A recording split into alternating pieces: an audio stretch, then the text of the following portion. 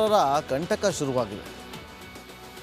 Video ನೋಡಿದ್ರಲ್ಲ, ಬನ್ನಿ day ಟೈಮಲ್ಲಿ ಸೆಕ್ಯೂರಿಟಿ ಗಾರ್ಡ್ ಆಗಿರ್ಬೋದು, ನೈಟ್ ಟೈಮಲ್ಲಿ ಆಟೋ ಡ್ರೈವರ್ಗಳಾಗಿರ್ಬೋದು ಅಂತೇಳಿ ಬೆಂಗಳೂರಿಗೆ ಬಾಂಗ್ಲಾದೇಶದ ನುಸುಳುಕೋರರ ಕಂಟಕ ಶುರುವಾಗಿದೆ.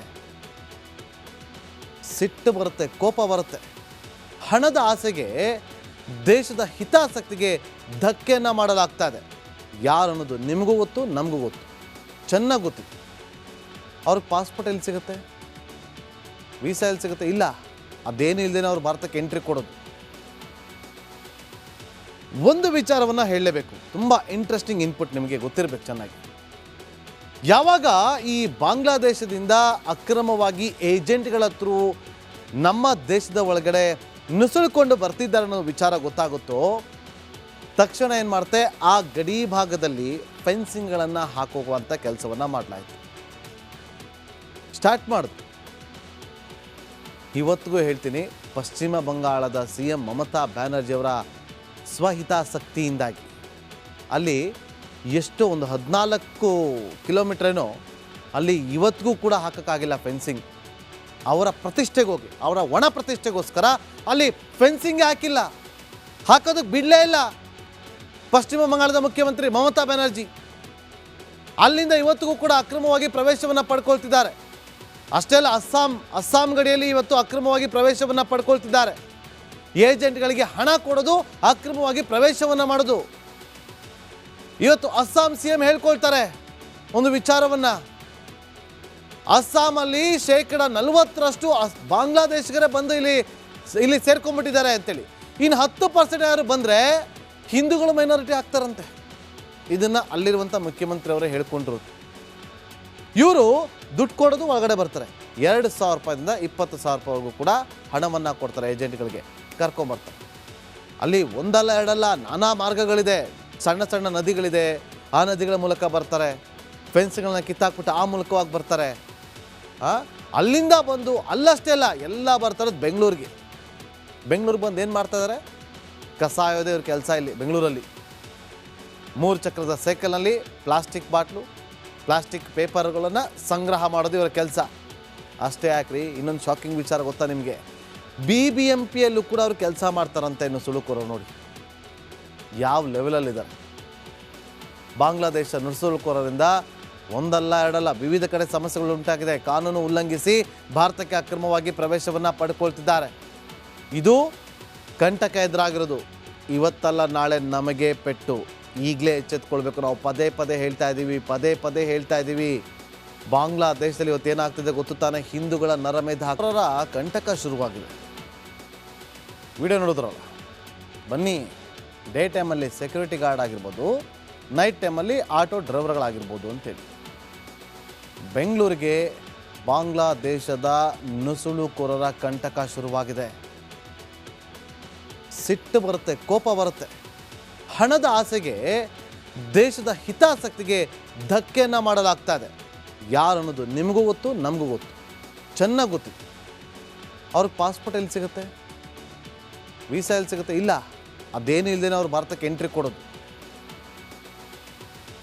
ಒಂದು ವಿಚಾರವನ್ನು ಹೇಳಲೇಬೇಕು, ತುಂಬ ಇಂಟ್ರೆಸ್ಟಿಂಗ್ ಇನ್ಪುಟ್, ನಿಮಗೆ ಗೊತ್ತಿರಬೇಕು ಚೆನ್ನಾಗಿ. ಯಾವಾಗ ಈ ಬಾಂಗ್ಲಾದೇಶದಿಂದ ಅಕ್ರಮವಾಗಿ ಏಜೆಂಟ್ಗಳ ಥ್ರೂ ನಮ್ಮ ದೇಶದ ಒಳಗಡೆ ನುಸುಳಿಕೊಂಡು ಬರ್ತಿದ್ದಾರೆ ಅನ್ನೋ ವಿಚಾರ ಗೊತ್ತಾಗುತ್ತೋ, ತಕ್ಷಣ ಏನು ಮಾಡ್ತೆ, ಆ ಗಡಿ ಭಾಗದಲ್ಲಿ ಫೆನ್ಸಿಂಗ್ಗಳನ್ನು ಹಾಕೋಗುವಂಥ ಕೆಲಸವನ್ನು ಮಾಡಲಾಯಿತು, ಸ್ಟಾರ್ಟ್ ಮಾಡಿದ್ರು. ಇವತ್ತಿಗೂ ಹೇಳ್ತೀನಿ, ಪಶ್ಚಿಮ ಬಂಗಾಳದ CM ಮಮತಾ ಬ್ಯಾನರ್ಜಿಯವರ ಸ್ವಹಿತಾಸಕ್ತಿಯಿಂದಾಗಿ ಅಲ್ಲಿ ಎಷ್ಟೋ ಒಂದು 14 ಕಿಲೋಮೀಟ್ರೇನೋ ಅಲ್ಲಿ ಇವತ್ತಿಗೂ ಕೂಡ ಹಾಕೋಕ್ಕಾಗಿಲ್ಲ ಫೆನ್ಸಿಂಗ್. ಅವರ ಪ್ರತಿಷ್ಠೆಗೆ ಹೋಗಿ, ಅವರ ಒಣ ಪ್ರತಿಷ್ಠೆಗೋಸ್ಕರ ಅಲ್ಲಿ ಫೆನ್ಸಿಂಗ್ ಹಾಕಿಲ್ಲ, ಹಾಕೋದಕ್ಕೆ ಬಿಡಲೇ ಇಲ್ಲ ಪಶ್ಚಿಮ ಬಂಗಾಳದ ಮುಖ್ಯಮಂತ್ರಿ ಮಮತಾ ಬ್ಯಾನರ್ಜಿ. ಅಲ್ಲಿಂದ ಇವತ್ತಿಗೂ ಕೂಡ ಅಕ್ರಮವಾಗಿ ಪ್ರವೇಶವನ್ನು ಪಡ್ಕೊಳ್ತಿದ್ದಾರೆ. ಅಷ್ಟೇ ಅಲ್ಲ, ಅಸ್ಸಾಂ ಗಡಿಯಲ್ಲಿ ಇವತ್ತು ಅಕ್ರಮವಾಗಿ ಪ್ರವೇಶವನ್ನು ಪಡ್ಕೊಳ್ತಿದ್ದಾರೆ. ಏಜೆಂಟ್ಗಳಿಗೆ ಹಣ ಕೊಡೋದು, ಅಕ್ರಮವಾಗಿ ಪ್ರವೇಶವನ್ನು ಮಾಡೋದು. ಇವತ್ತು ಅಸ್ಸಾಂ CM ಹೇಳ್ಕೊಳ್ತಾರೆ ಒಂದು ವಿಚಾರವನ್ನು, ಅಸ್ಸಾಮಲ್ಲಿ 40% ಬಾಂಗ್ಲಾದೇಶಿಗರೇ ಬಂದು ಇಲ್ಲಿ ಸೇರ್ಕೊಂಡ್ಬಿಟ್ಟಿದ್ದಾರೆ ಅಂತೇಳಿ. ಇನ್ನು 10% ಯಾರು ಬಂದರೆ ಹಿಂದೂಗಳು ಮೈನಾರಿಟಿ ಆಗ್ತಾರಂತೆ. ಇದನ್ನು ಅಲ್ಲಿರುವಂಥ ಮುಖ್ಯಮಂತ್ರಿ ಅವರೇ ಹೇಳ್ಕೊಂಡ್ರು. ಇವರು ದುಡ್ಡು ಕೊಡೋದು ಒಳಗಡೆ ಬರ್ತಾರೆ. 2,000 ರೂಪಾಯಿಂದ 20,000 ರೂಪಾಯಿವರೆಗೂ ಕೂಡ ಹಣವನ್ನು ಕೊಡ್ತಾರೆ ಏಜೆಂಟ್ಗಳಿಗೆ, ಕರ್ಕೊಂಬರ್ತಾರೆ. ಅಲ್ಲಿ ಒಂದಲ್ಲ ಎರಡಲ್ಲ ನಾನಾ ಮಾರ್ಗಗಳಿದೆ, ಸಣ್ಣ ಸಣ್ಣ ನದಿಗಳಿದೆ, ಆ ನದಿಗಳ ಮೂಲಕ ಬರ್ತಾರೆ. ಫೆನ್ಸ್ಗಳನ್ನ ಕಿತ್ತಾಕ್ಬಿಟ್ಟು ಆ ಮೂಲಕವಾಗಿ ಬರ್ತಾರೆ. ಅಲ್ಲಿಂದ ಬಂದು ಅಲ್ಲಷ್ಟೇ ಅಲ್ಲ, ಎಲ್ಲ ಬರ್ತಾರದು ಬೆಂಗಳೂರಿಗೆ. ಬೆಂಗಳೂರಿಗೆ ಬಂದು ಏನು ಮಾಡ್ತಾಯಿದ್ದಾರೆ? ಕಸ ಆಯೋದೇ ಇವ್ರ ಕೆಲಸ. ಇಲ್ಲಿ ಬೆಂಗಳೂರಲ್ಲಿ 3 ಚಕ್ರದ ಸೈಕಲ್ನಲ್ಲಿ ಪ್ಲಾಸ್ಟಿಕ್ ಬಾಟ್ಲು, ಪ್ಲಾಸ್ಟಿಕ್ ಪೇಪರ್ಗಳನ್ನು ಸಂಗ್ರಹ ಮಾಡೋದು ಇವರ ಕೆಲಸ. ಅಷ್ಟೇ ಯಾಕ್ರಿ, ಇನ್ನೊಂದು ಶಾಕಿಂಗ್ ವಿಚಾರ ಗೊತ್ತಾ ನಿಮಗೆ?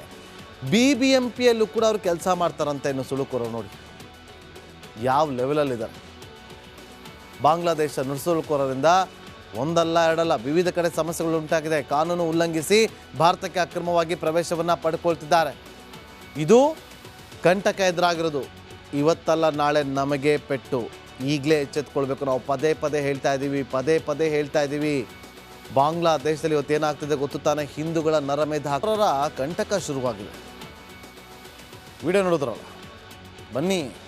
ಡೇ ಟೈಮಲ್ಲಿ ಸೆಕ್ಯೂರಿಟಿ ಗಾರ್ಡ್ ಆಗಿರ್ಬೋದು, ನೈಟ್ ಟೈಮಲ್ಲಿ ಆಟೋ ಡ್ರೈವರ್ಗಳಾಗಿರ್ಬೋದು ಅಂತೇಳಿ ಬೆಂಗಳೂರಿಗೆ ಬಾಂಗ್ಲಾದೇಶದ ನುಸುಳುಕೋರರ ಕಂಟಕ ಶುರುವಾಗಿದೆ.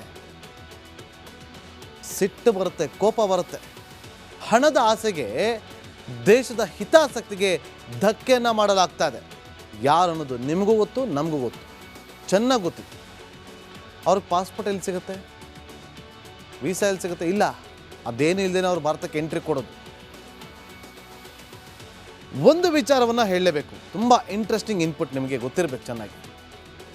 ಯಾವಾಗ ಈ ಬಾಂಗ್ಲಾದೇಶದಿಂದ ಅಕ್ರಮವಾಗಿ ಏಜೆಂಟ್ಗಳ ಥ್ರೂ ನಮ್ಮ ದೇಶದ ಒಳಗಡೆ ನುಸುಳಿಕೊಂಡು ಬರ್ತಿದ್ದಾರೆ ಅನ್ನೋ ವಿಚಾರ ಗೊತ್ತಾಗುತ್ತೋ, ತಕ್ಷಣ ಏನು ಮಾಡ್ತೆ, ಆ ಗಡಿ ಭಾಗದಲ್ಲಿ ಫೆನ್ಸಿಂಗ್ಗಳನ್ನು ಹಾಕುವಂಥ ಕೆಲಸವನ್ನು ಮಾಡಲಾಯಿತು. ಸ್ಟಾರ್ಟ್ ಮಾಡಿದ್ರು. ಇವತ್ತಿಗೂ ಹೇಳ್ತೀನಿ, ಪಶ್ಚಿಮ ಬಂಗಾಳದ CM ಮಮತಾ ಬ್ಯಾನರ್ಜಿಯವರ ಸ್ವಹಿತಾಸಕ್ತಿಯಿಂದಾಗಿ ಅಲ್ಲಿ ಎಷ್ಟೋ ಒಂದು 14 ಕಿಲೋಮೀಟ್ರೇನೋ ಅಲ್ಲಿ ಇವತ್ತಿಗೂ ಕೂಡ ಹಾಕೋಕ್ಕಾಗಿಲ್ಲ ಫೆನ್ಸಿಂಗ್. ಅವರ ಪ್ರತಿಷ್ಠೆಗೋಗಿ, ಅವರ ಒಣ ಪ್ರತಿಷ್ಠೆಗೋಸ್ಕರ ಅಲ್ಲಿ ಫೆನ್ಸಿಂಗ್ ಹಾಕಿಲ್ಲ, ಹಾಕೋದಕ್ಕೆ ಬಿಡಲೇ ಇಲ್ಲ ಪಶ್ಚಿಮ ಬಂಗಾಳದ ಮುಖ್ಯಮಂತ್ರಿ ಮಮತಾ ಬ್ಯಾನರ್ಜಿ. ಅಲ್ಲಿಂದ ಇವತ್ತಿಗೂ ಕೂಡ ಅಕ್ರಮವಾಗಿ ಪ್ರವೇಶವನ್ನು ಪಡ್ಕೊಳ್ತಿದ್ದಾರೆ. ಅಷ್ಟೇ ಅಲ್ಲ, ಅಸ್ಸಾಂ ಗಡಿಯಲ್ಲಿ ಇವತ್ತು ಅಕ್ರಮವಾಗಿ ಪ್ರವೇಶವನ್ನು ಪಡ್ಕೊಳ್ತಿದ್ದಾರೆ. ಏಜೆಂಟ್ಗಳಿಗೆ ಹಣ ಕೊಡೋದು, ಅಕ್ರಮವಾಗಿ ಪ್ರವೇಶವನ್ನು ಮಾಡೋದು. ಇವತ್ತು ಅಸ್ಸಾಂ CM ಹೇಳ್ಕೊಳ್ತಾರೆ ಒಂದು ವಿಚಾರವನ್ನು, ಅಸ್ಸಾಮಲ್ಲಿ 40% ಬಾಂಗ್ಲಾದೇಶಿಗರೇ ಬಂದು ಇಲ್ಲಿ ಸೇರ್ಕೊಂಡ್ಬಿಟ್ಟಿದ್ದಾರೆ ಅಂತೇಳಿ. ಇನ್ನು 10% ಯಾರು ಬಂದರೆ ಹಿಂದೂಗಳು ಮೈನಾರಿಟಿ ಆಗ್ತಾರಂತೆ. ಇದನ್ನು ಅಲ್ಲಿರುವಂಥ ಮುಖ್ಯಮಂತ್ರಿ ಅವರೇ ಹೇಳ್ಕೊಂಡ್ರು. ಇವರು ದುಡ್ಡು ಕೊಡೋದು ಒಳಗಡೆ ಬರ್ತಾರೆ. 2,000 ರೂಪಾಯಿಂದ 20,000 ರೂಪಾಯಿವರೆಗೂ ಕೂಡ ಹಣವನ್ನು ಕೊಡ್ತಾರೆ ಏಜೆಂಟ್ಗಳಿಗೆ, ಕರ್ಕೊಂಬರ್ತಾರೆ. ಅಲ್ಲಿ ಒಂದಲ್ಲ ಎರಡಲ್ಲ ನಾನಾ ಮಾರ್ಗಗಳಿದೆ, ಸಣ್ಣ ಸಣ್ಣ ನದಿಗಳಿದೆ, ಆ ನದಿಗಳ ಮೂಲಕ ಬರ್ತಾರೆ. ಫೆನ್ಸ್ಗಳನ್ನ ಕಿತ್ತಾಕ್ಬಿಟ್ಟು ಆ ಮೂಲಕವಾಗಿ ಬರ್ತಾರೆ. ಅಲ್ಲಿಂದ ಬಂದು ಅಲ್ಲಷ್ಟೇ ಅಲ್ಲ, ಎಲ್ಲ ಬರ್ತಾರದು ಬೆಂಗಳೂರಿಗೆ. ಬೆಂಗಳೂರಿಗೆ ಬಂದು ಏನು ಮಾಡ್ತಾಯಿದ್ದಾರೆ? ಕಸ ಆಯೋದೇ ಇವ್ರ ಕೆಲಸ. ಇಲ್ಲಿ ಬೆಂಗಳೂರಲ್ಲಿ 3 ಚಕ್ರದ ಸೈಕಲ್ನಲ್ಲಿ ಪ್ಲಾಸ್ಟಿಕ್ ಬಾಟ್ಲು, ಪ್ಲಾಸ್ಟಿಕ್ ಪೇಪರ್ಗಳನ್ನು ಸಂಗ್ರಹ ಮಾಡೋದು ಇವರ ಕೆಲಸ. ಅಷ್ಟೇ ಯಾಕ್ರಿ, ಇನ್ನೊಂದು ಶಾಕಿಂಗ್ ವಿಚಾರ ಗೊತ್ತಾ ನಿಮಗೆ? BBMPಯಲ್ಲೂ ಕೂಡ ಅವರು ಕೆಲಸ ಮಾಡ್ತಾರಂತೆ. ಇನ್ನು ಸುಳುಕೋರು ನೋಡಿ ಯಾವ ಲೆವೆಲಲ್ಲಿದ್ದಾರೆ. ಬಾಂಗ್ಲಾದೇಶ ನುಸುಳುಕೋರರಿಂದ ಒಂದಲ್ಲ ಎರಡಲ್ಲ ವಿವಿಧ ಕಡೆ ಸಮಸ್ಯೆಗಳು ಉಂಟಾಗಿದೆ. ಕಾನೂನು ಉಲ್ಲಂಘಿಸಿ ಭಾರತಕ್ಕೆ ಅಕ್ರಮವಾಗಿ